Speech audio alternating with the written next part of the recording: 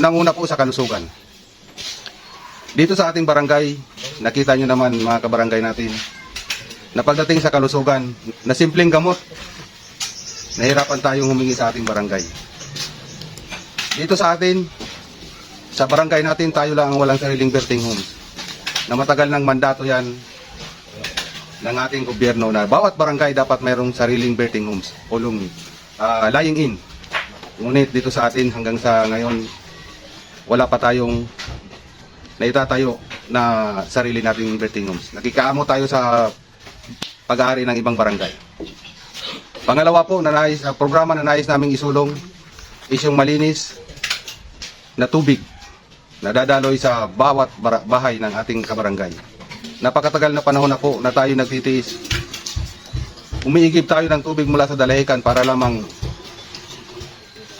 makainom tayo ng tubig na galing sa nawasa. Na kung tutuusin ay kaya namang suportahan ng ating barangay sana kung kanilang pinag-isipan na itong pangunahing pangangailangan ng ating kabarangay. Malinis na tubig na inumin.